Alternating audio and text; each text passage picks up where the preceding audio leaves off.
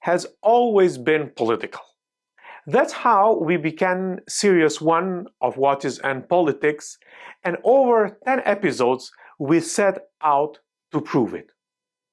I am Eddie Schipoli, and welcome to the second series of Watches and Politics.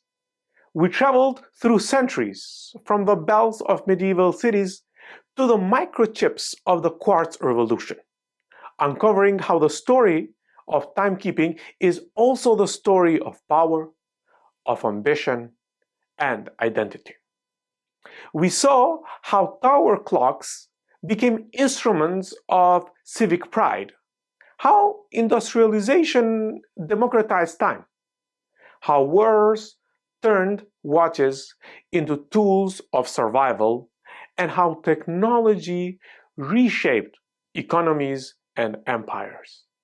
We looked at kings and presidents gifting watches as symbols of diplomacy, and how collectors, brands, and even nations have used timepieces to project influence. And in the final episode of Series 1, we confronted the present tense, where watches still move within the same orbit of politics, power, and culture.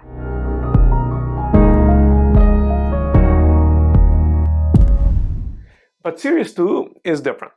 This time, we're not just telling stories about history, we're having conversations with the people making it.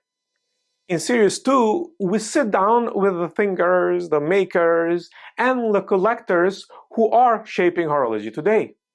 The watchmakers who build with their hands what nations can't agree on. The historians who reveal how time was standardized and why. The CEOs and curators who decide what heritage means. The collectors and influencers who give modern watch culture its pulse. And the artist, the journalist, the economist, who show us how timekeeping is still a reflection of power keeping, in fact. Because behind every watch, there's more than just craftsmanship. There is an ideology, a vision of how time should be measured, controlled, and remembered. And the people we'll talk to this season, from independent masters to industry innovators, historians, and collectors, will help us understand why watches remain one of the most fascinating mirrors of our civilization.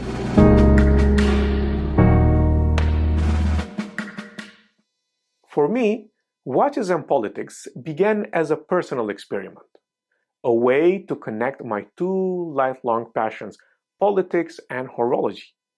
But it grew into something larger, a platform where stories of power, art, science, diplomacy, and culture all meet on the ticking edge of a balance wheel.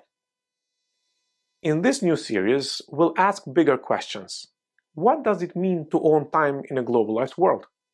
How do collectors shape brand history and legitimacy? Can independent watchmaking challenge corporate empires? And how do digital voices and communities redefine what luxury even means today? So whether you're a collector, a craftsman, a historian, or just someone who's ever wondered why we care so much about time and watches, then this series is for you. Because watches are never just about minutes and hours. They are about memory and power. They are about identity and aspiration. They are about who controls the rhythms of our lives and who dares to change it. Welcome to Watches and Politics Series 2. Time, once again, is political.